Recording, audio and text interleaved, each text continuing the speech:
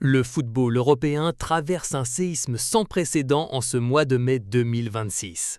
Entre fin de cycle inéluctable, crise financière structurelle et révolution tactique, les géants espagnols et anglais redéfinissent leur identité.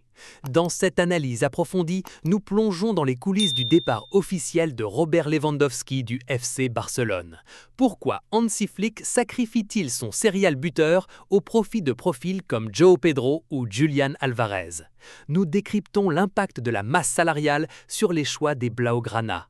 Du côté de Madrid, c'est une page d'histoire qui se tourne avec le départ de Dani Carvajal, dernier rempart de la génération dorée des 6 Ligues des Champions, tandis qu'Eduardo Camavinga fait face à une crise majeure après son exclusion de la liste de Didier Deschamps pour la Coupe du Monde 2026. Enfin, nous analysons la résurrection de Manchester United sous Michael Carrick et l'offensive d'Ineos pour arracher Job Bellingham au Borussia Dortmund. Une étude tactique et géopolitique complète pour comprendre la nouvelle ère du football mondial. Regardez bien ces images. Ce que vous observez sous vos yeux n'est pas un simple changement d'effectif lors d'un marché des transferts estival ordinaire. C'est l'effondrement systémique d'une époque. C'est l'instant précis où les structures économiques du football de très haut niveau rattrapent les légendes qui ont écrit ces plus belles pages.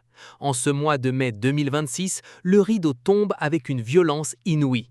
Robert Lewandowski, l'homme aux 115 buts sous la tunique catalane, quitte officiellement le FC Barcelone par la petite porte, poussé vers la sortie par une réalité financière impitoyable et les exigences d'un entraîneur qui ne regarde pas les passeports. À quelques centaines de mètres de là, à Madrid, Dani Carvajal, l'incarnation pure et dure de la grinta madrilène, tire lui aussi sa révérence, laissant le Real orphelin de ses vieux soldats. Comment en est-on arrivé là? Pourquoi les clubs les plus puissants de la planète décident-ils au même moment de couper le cordon ombilical avec leurs repères historiques? Derrière les communiqués officiels et les sourires de façade se cache une guerre d'influence, une refonte tactique totale et des choix de gestion qui vont dicter la hiérarchie du football européen pour la prochaine décennie. Bienvenue dans ce grand décryptage.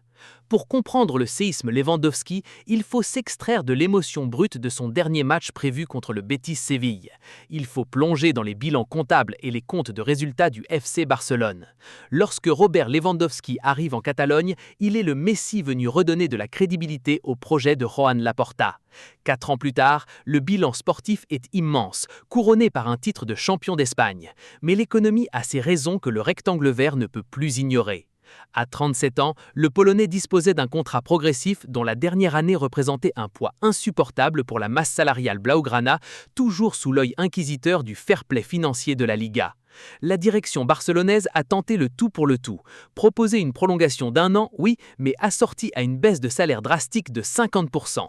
Un sacrifice que le Pichichi n'était pas prêt à accepter. Mais ne vous y trompez pas, cette rupture n'est pas uniquement dictée par les banquiers, elle est validée voire orchestrée par un homme, Hansi Flick. Le technicien allemand, bien que reconnaissant envers son ancien joueur de Munich, sait que le football de 2026 ne pardonne aucun passager clandestin lors des phases de pressing. Pour réaligner le Barça avec les standards de l'intensité moderne, Flick a besoin d'un effectif plus jeune, plus mobile, capable de répéter les efforts à haute intensité dans le dernier tiers du terrain. Libérer le salaire de Lewandowski, c'est s'offrir l'oxygène nécessaire pour rebâtir. Entrons dans le cœur du réacteur tactique. Pourquoi le profil de Robert Lewandowski est devenu obsolète dans le schéma préférentiel de Hansi Flick? En analysant les données de positionnement moyen, on s'aperçoit que le Polonais s'est progressivement installé dans un rôle de finisseur pur, limitant ses déplacements défensifs et ses courses de harcèlement. Or, le système Flick repose sur une ligne de récupération ultra haute et une transition offensive qui exige que le numéro 9 soit le premier défenseur, le déclencheur du piège. C'est ici que le pivotement vers João Pedro prend tout son sens. Le Brésilien, qui a porté l'attaque de Chelsea cette saison avec près de 30 contributions de but, présente des caractéristiques radicalement différentes. João Pedro n'est pas un joueur de surface statique, c'est un attaquant de rupture, capable de décrocher pour participer à la création, d'aspirer les défenseurs centraux pour ouvrir des brèches à ses alliés et surtout d'afficher un volume de course défensif exceptionnel. Si Deco a fait le déplacement à Londres pour négocier directement avec son entourage, c'est parce que le directeur sportif a compris que Julián Álvarez, la cible prioritaire absolue, est verrouillé par un Atlético de Madrid qui réclame une somme irrationnelle comprise entre 140 et 150 millions d'euros. À un prix estimé entre 70 et 100 millions d'euros, João Pedro devient la solution du réalisme économique et de l'adéquation tactique. Il permet au Barça de maintenir une asymétrie offensive tout en garantissant ce contre-pressing féroce indispensable pour exister face au bloc bas de la Liga et aux transitions rapides de la Ligue des Champions.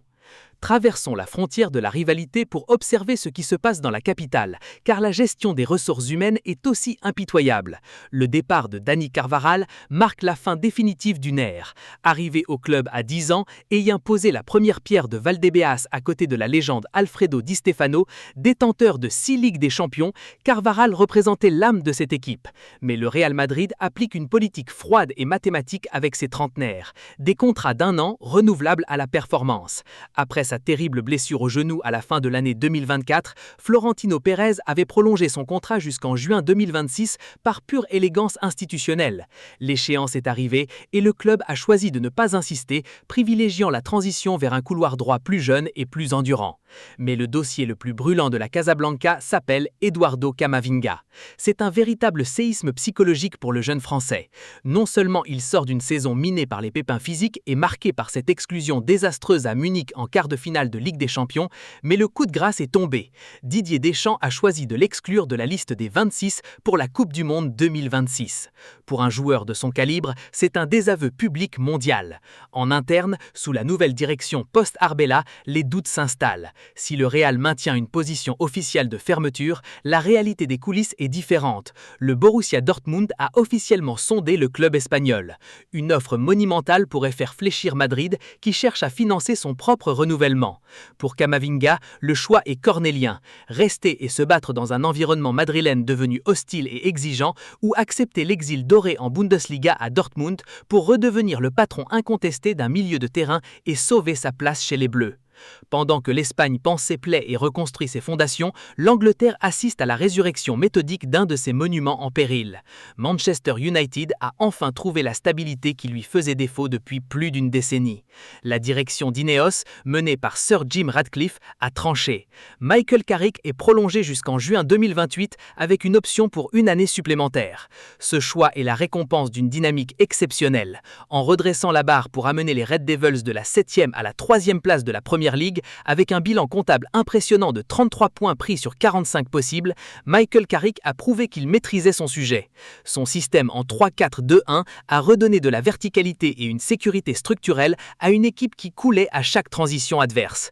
Fort de cette légitimité retrouvée, Ineos passe à la 2e phase de son plan, le recrutement identitaire. Et le nom qui circule dans tous les couloirs d'Old Trafford, c'est celui de Joe Bellingham.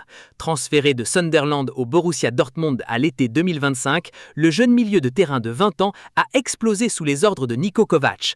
Plus physique, plus polyvalent que jamais, son profil coche toutes les cases de la nouvelle politique de recrutement manchestérienne.